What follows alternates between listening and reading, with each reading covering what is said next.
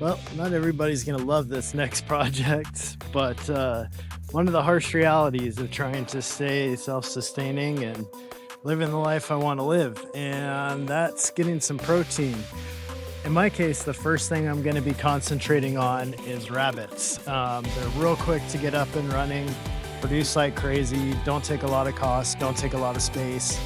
And I think it's just a good entry point for me to start getting into raising my own protein through livestock. This is the old woodshed that's attached to the barn, but it needs a lot of work. I mean, you can see up here where the whole rafter that attaches the roof has just completely come loose from the support.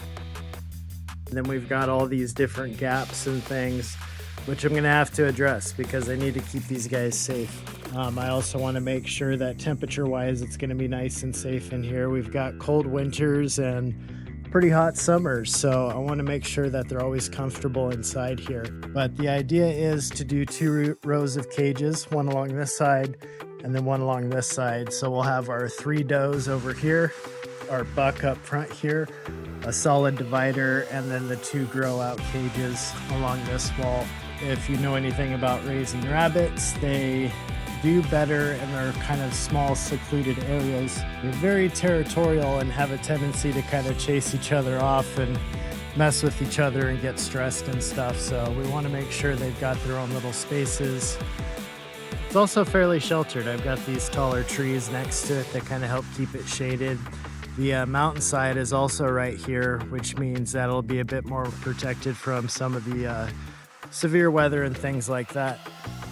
I do have the county fair coming up here pretty soon, so I should be able to go check out some of them at the fair, maybe secure them there within the next couple months. The plan is to either be getting some New Zealand's or some Californians, or maybe even a hybrid of the two. They are definitely some of the more popular choices for meat production, and I could also utilize some of the fur and stuff like that pretty well. So I think those are going to be the choices that we go with. I am ultimately looking at doing 3 does and a buck. I may start off with 2 does at first and just see how that goes. This is sure to be a learning experience. I'm looking forward to a lot of it, other parts not so much, but I'm ready to take that step towards being more self-sufficient.